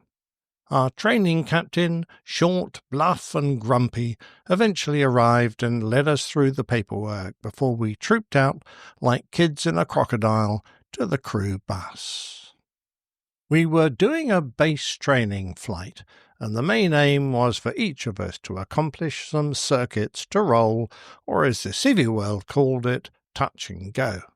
Our aircraft was parked at a remote stand, so we bussed out across the aprons to where it was, some distance from the terminals. The captain and one first officer doing his line training clambered onto the flight deck. Flying to the airfield we were using that day would go towards the completion of a line training sector. The rest of us had a while to look around the 340. Gazing up at this mighty aircraft, it hit me again just how damn big it was. Up to now, we'd been flying the simulator, just a cockpit on hydraulic jacks, and it was easy to forget that the real thing was attached to 209 feet, 64 meters of fuselage. It was bigger than the Tower of Pisa, than Nelson's Column, than the Chicago Water Tower, than Walt Disney's Cinderella Castle, longer than 3 cricket pitches or the distance a baseball hitter sprints to get to second base. There were a crowd of guys watching the operating pilots in the front, winding up the 4 CFM56s, so, at the insistence of a crazy Australian on the course, we hunted for meal trays. More of that in a moment. We lurched out towards the runway. As I would find out, a fly-by-wire tiller isn't the easiest thing to get used to, and lined up. After jet fighters, I wasn't expecting anything very impressive, but since we were just about empty, and with a light fuel load, the French lady showed Heathrow her heels, and we were off the ground halfway down the runway. Then we headed southeast, bound for the old Air Force Base, RAF Manston, at the bottom right corner of Kent in England. The airfield still had a military presence, but was also a civilian commercial airport. Arriving in the circuit, the first officer climbed out of his seat and the first volunteer from our bunch climbed in. As he navigated his way around the circuit, our Australian mate lined us up in the aisles, standing on our meal trays. The huge airliner thumped down onto the runway. The power came up, and then the deck pitched as it climbed back up to circuit height. This was accompanied by a big Aussie shout of, "Go!" With the cabin now angled at some 15 degrees, it became a long slide, and giggling like the schoolgirls we'd become, we slid careering along the carpet towards the tail. Some hit the rubber floor of a passing galley and came a cropper. Others were sabotaged by those behind, who heaved them into a row of empty seats. Some of us made it right to the back. Out of breath, but shouting with delight, we pounded back up to the front in time for the next touch and go. Eventually, I had to calm down and crept up to the flight deck door to watch a few circuits being flown, and when it came to my turn, I slid into the uncomfortably hot right-hand seat and put my hands on the controls. After only a few seconds, I had to relax my grip and stop over-controlling, as there was a great temptation to move the stick in response to every twitch and bump, instead of letting the machine's own stability return it to level flight. Gear and flaps rumbled out on my commands, and I came round the corner to aim at Manston's massive runway. Built for B-52s, it was plenty big enough for us. I listened to the cadence of the radio altimeter call-outs, and at 50, I eased the nose up a little as we passed over the piano keys. At 30 feet, I started a gentle flare and waited for the retard call to close the thrust levers. We settled onto the runway and I breathed again. A flurry of activity from the captain, moving trim and flaps, and then he gave the order to stand up the throttles. He called for toga, and we were off. We had plenty of time, so I got 4 more, and then I retired to the back, where our Australian had got the entertainment system running. I looked at my hands, and there was only a gentle tremor as the adrenaline wore off, but I'd done it. The very next day, the Civil Aviation Authority at Gatwick stamped and signed my license. Aircraft Rating Certificate of Test A340. And I was on my way.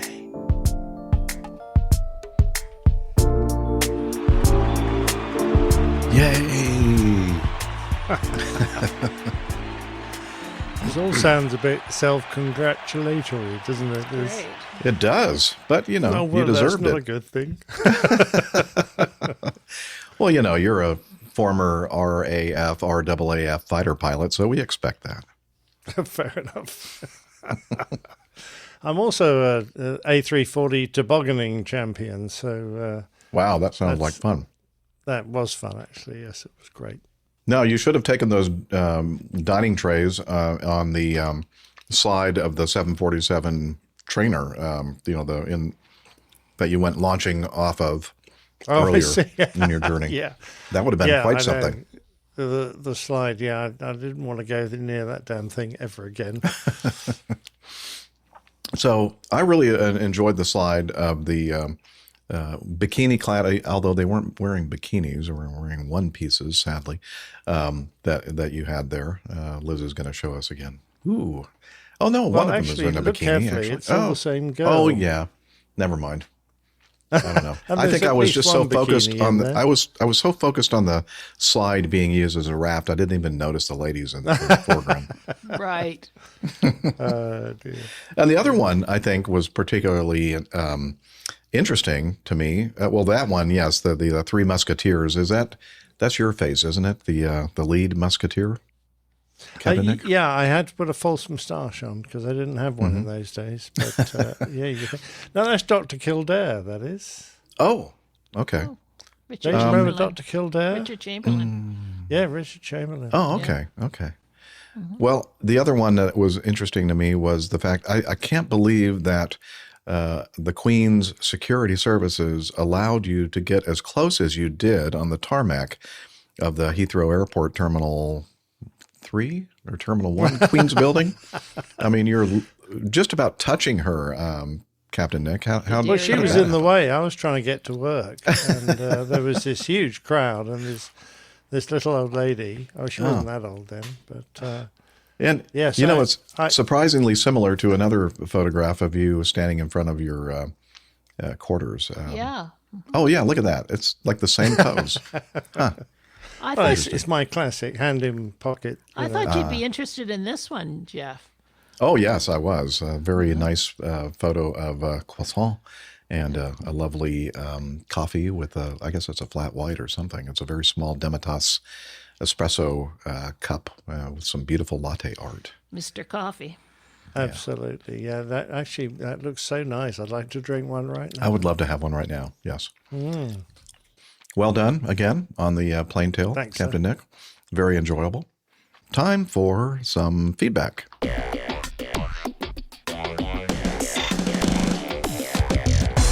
Captain, incoming message. The fine gentleman on the APG team, Jim Mercado, the one who designed the APG logo art, the Fly Acme Airlines art that we see every week.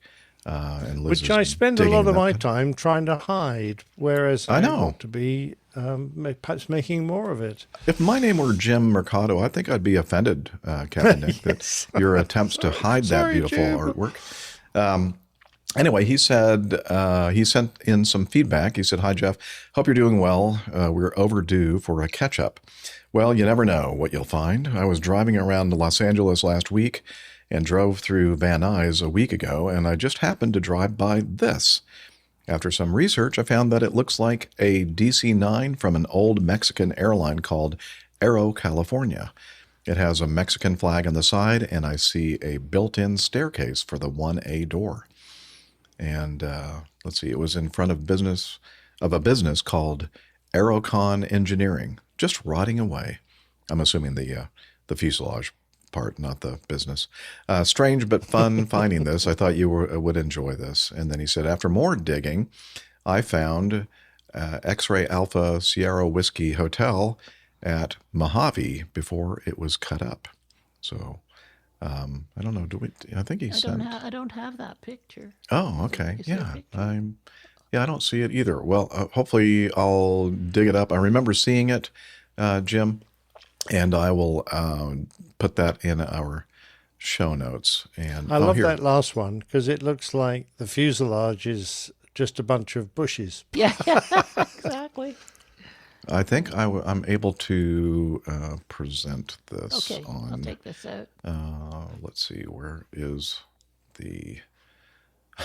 I'm trying to find... Where is everybody? Wave your hand so I can find the... Over here. Oh, okay, I see you now. I'm going to present this... Stop screen sharing, present, share screen again, and let me go to this window here and share. Okay, there we go.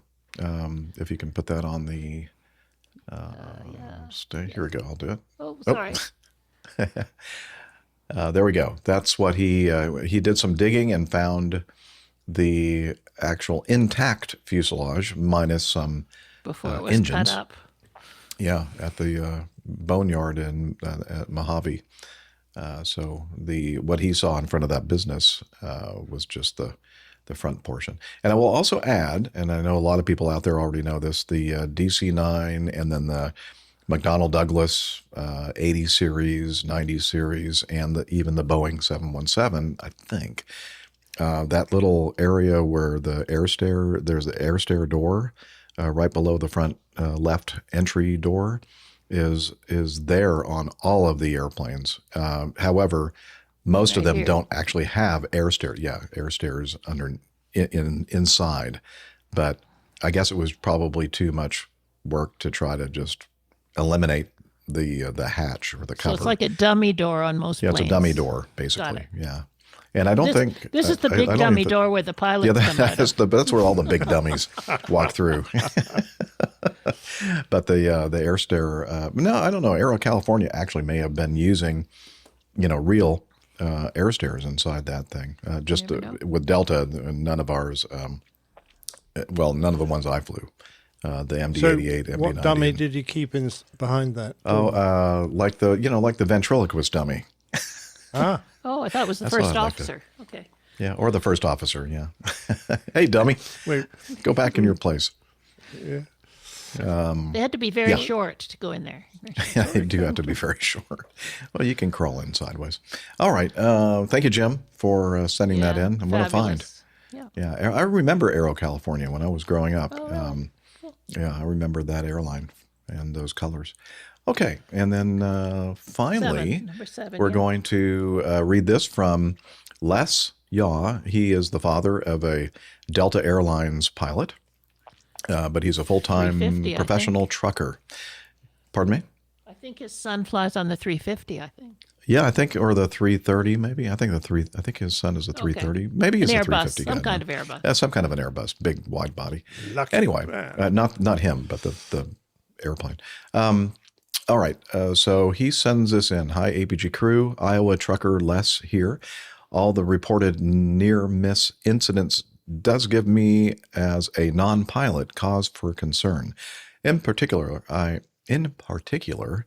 commend the Southwest Airline flight crew for having situational awareness when a general aviation jet taxied across their runway at Midway, Chicago. Yeah, we agree. In trucking, many companies subscribe to various safety coaching companies. The one system I keep in mind with every mile I drive is from Smith Systems and has 5 simple steps to remain safe. Remember, he's a professional truck driver, one of the big lorries, or you guys call them, or we call them 18-wheelers here, or tractor trailers. HGVs. What do you call them, Liz? In the UK, don't they call them HGVs, heavy goods vehicles? vehicles? Well, that's the type of license, heavy goods vehicle license. Thank you. Okay. Anyway, number 1 from Smith Systems is aim high in your steering. Number 2, get the big picture. Number 3, keep your eyes moving. 4, leave yourself an out. And 5, make sure they can see you. And when he mentions aim high in your steering, that means don't stare at the first 50 feet in front of you. Look ahead. I try to look at other vehicles and guess what can that person do to mess up my day. Number 2, big picture. Use not only the windshield but side mirrors as well on a regular scan to see what's happening. Yeah, you got to be looking out in front of you and see what's going on behind you as well, and to the side of you if you can. Number 3, keep your eyes moving. Again, don't focus just on the lane in front of you. Watch the intersecting side roads for someone to get you. Yeah, I kind of do that too, going through intersections, because I've seen a few T-boned cars because people not paying attention and not seeing that they have a red light, and they just go zooming right through the intersection and then just T-boning the car in front of me. So you have to kind of, before you go through those intersections, it's always a great idea to kind of do a glance to the left and the right before you make your way through. I'm not saying stop, but just kind of be aware of what might be approaching the intersection from the sides. Let's see. Make sure they can see you. On the road, I always have my headlights on. When moving slowly, I have my 4-way flashers on to attract attention. If I'm backing up, again, 4-ways on. Going down the road, truckers are encouraged to have their flashers on if going less than 45 miles per hour on the interstate, on the highway, or up a hill. Just this week. You might have just missed one there, Jeff. Oh, did I? Leaving out. Oh, okay. Yeah, you're right. Leaving out. Make sure you have some maneuvering space to keep you safe. Yeah, I remember that from my driver's training when I was 15 years old, before I got my driver's license. I took a course, and that was one of those that I remember. Always leave yourself an out. Always be looking to where can you put your car if you have to get, avoid something in front of you. It's definitely important. He said, just this week, I witnessed 2 trucks collide at a 4-way stop in rural southwest Minnesota. The flatbed hauling a large John Deere tractor in front of me stopped, then proceeds across the highway. A loaded livestock hauler coming from our left didn't see the stop sign until it was too late to stop. No one was injured, but the colliding trucks also collected an innocent service truck and a station wagon, all ending upright in the same ditch. Well, that's good. At least there were no injuries and nobody was upside down. Wonder how the livestock fared. Yeah, I'm not sure. I often think that. In the photo, I don't know. That could have been a jarring ride. Yeah. And they're probably not going to get looked after for quite a while until they get that trailer hooked up to something else. Yeah, all good stuff though, isn't it, Jeff? Very, very good. And a good reminder to us. Yeah. Anyway, thanks, Les. That was great. Yes, thank you very much, Les. Good advice, good safety tips for safe driving. And as our producer says, it's time for us to wrap it up. And what we like to do is draw your attention to our website, airlinepilotguy.com, where you'll find information about the crew and the community, and we have a library, and we have merchandise, and we have more information about the plane tales, and so much more. So please head over to airlinepilotguy.com to check it out. And we are also on social media. And Captain Nick, will you do the honors, please? Oh, most certainly. If you're a Facebook fan, go to facebook.com/Airline Pilot Guy. That's all one fabulous word. new slide. And on X, we're at APG Crew. Now, if you're an Instagram fan and you want to see the artwork, that's just about all we put there. But Instagram.com/APG Crew. Again, that's joined up. And if you want to see the sausage being made or the pizza being laid or whatever you fancy, youtube.com/Airline Pilot Guy. Again, all one word. Very good. Excellent. And, just right on cue. Which bathroom is he in, Jeff? In the second bathroom. Of course, the guest bathroom. Hey, hello. Can you tell us about Slack? Okay, but I'm dripping wet. That's okay. Be careful. That floor might be slippery. All right. He's going to come over here and slippery when wet. Slippery when wet, for sure. Okay, here. Tell us about Slack, if you don't mind. APG listeners, please join us on our Slack team. Slack is a communication, coordination, and sharing platform that works on your mobile, laptop, or browser. On Slack, we share news and ideas, we suggest episode and Plain Tales topics, we plan events and meetups. To get into the Slack team, please email me at slack@airlinepilotguy.com. That's SLACK, Sierra Lima Alpha Charlie Kilo @airlinepilotguy.com. Or send me a tweet with your preferred email address to @Hillel, and I'll send you an invitation. That's Hillel, spelled Hotel India 11 Echo 1, and see you in Slack. Thanks a lot, Hillel. Mind if I use your razor, Jeff? Yes, I do mind. He just It's all right. doesn't He's know when. only going to shave his groin. Well, of course. What else would you do with it?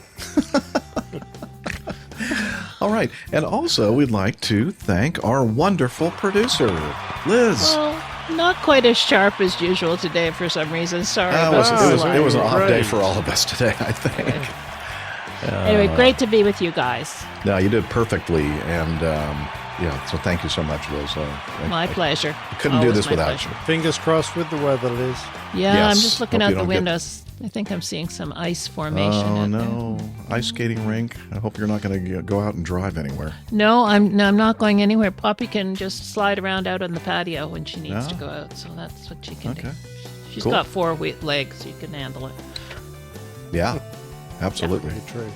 Okay, very good. Well, it was great doing the show with all the old folks, and I'm goats. among Old goats. You were gonna old say goats. I'm amongst that group of folks. You're the goat, the greatest of all time. Yeah, sure. All right. Well, we're going to go ahead and thank also our wonderful live audience in the live chat. Great to see Always everyone. great to see you all. Yeah, Grinner. We haven't Yeah, seen Grinner him was for a here, while. and it's been a while, he said. He was just saying I need to go to a tornado reunion that's coming up. So, because he'll be there. That's the reason. The only reason I go. And have a beer with Grinner. Well, I know it's your favorite airplane, so you should have some fun. Well, yeah. I would try to pretend I wasn't a tornado. You were just visiting. Yeah, just visiting the plane. Yeah, just wanted to see what this is all about.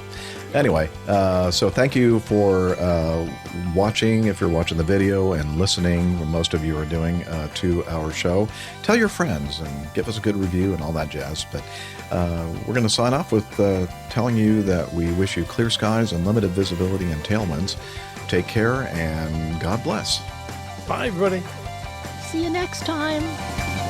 Yeah, he's up in the sky. It's the airline pilot guy.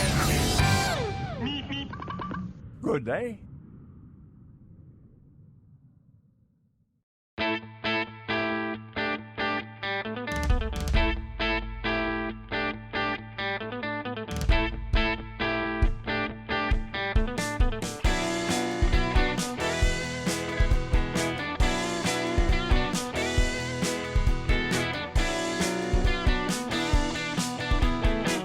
I used to be such a good pilot till I started APG.